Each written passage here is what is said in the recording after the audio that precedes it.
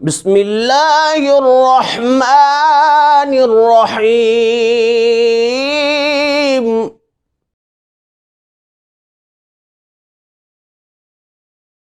بسم اللہ والصلاة والسلام علی رسول اللہ وعلی آلہ واصحابہ اجمعین. محترم سامعین و ناظرین، میسج آف اسلام کی طرف سے آپ کا میزبان حاضر ہے. ارشاد خداوندی ہے، ان اللہ سمیع بصیر، بے شک اللہ عز و جل سننے اور دیکھنے والا ہے.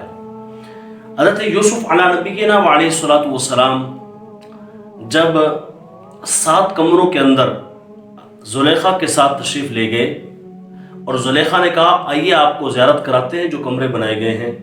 ایک دروازہ کھلا، دوسرا، تیسرا، چوتھا، 7 کمروں کے اندر ایک بت رکھا ہوا تھا. اس بت کے اوپر زلیخا نے اپنا کپڑا اڑا دیا، دوپٹہ اڑا دیا اور حضرت یوسف علیہ السلام کو گناہ کی دعوت دینے لگی. حضرت یوسف علیہ السلام نے پوچھا کہ یہ تم نے کپڑا اس کو کیوں اڑایا ہے بت کو؟ اس نے کہا اس لیے کہ یہ ہمارا خدا ہے، کہیں ایسا نہ ہو کہ یہ ہمیں دیکھ لے. تو میں اس کے ادب کو ملحوظ رکھتے ہوئے اس کے اوپر پردہ کر دیا ہے اور کپڑا اڑا دیا ہے.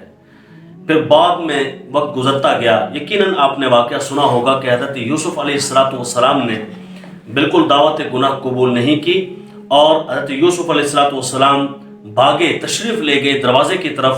تو دروازے کو ہاتھ لگاتے تو وہ تالا خود بخود کھل جاتا، پھر دروازہ کھلتا، پھر کھلتے کھلتے 7 دروازوں سے آپ باہر تشریف لے آئے. ایک لمبا واقعہ ہے، لیکن اس میں جو چیز سمجھنے والی ہے وہ آپ کی بارگاہ میں عرض کرنی ہے. پھر ایک وقت گزرتا گزر گیا.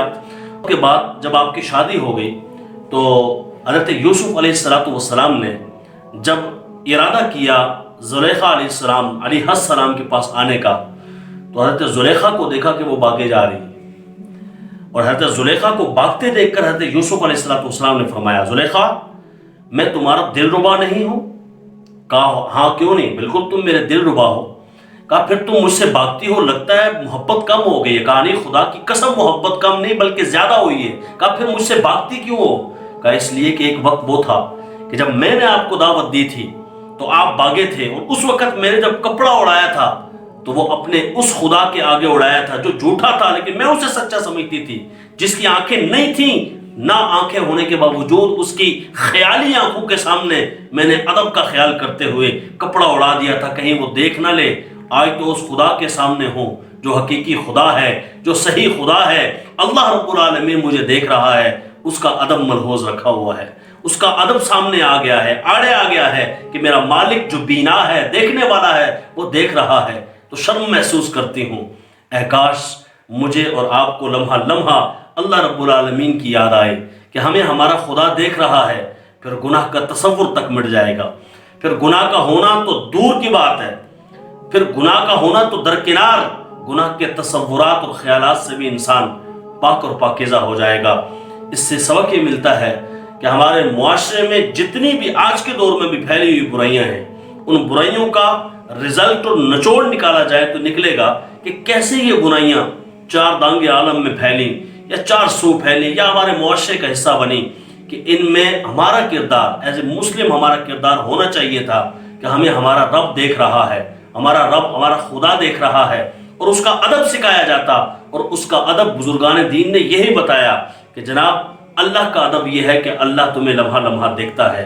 اور جب یہ تصور جم جائے اور تیقن کی کیفیت اختیار کر لے تو انسان گناہوں سے کنارہ کش ہو جاتا ہے.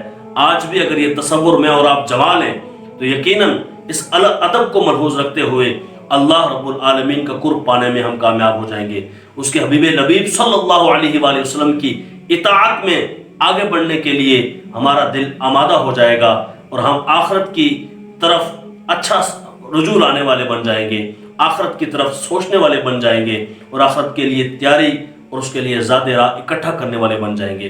وآخر دعوانا الحمدللہ.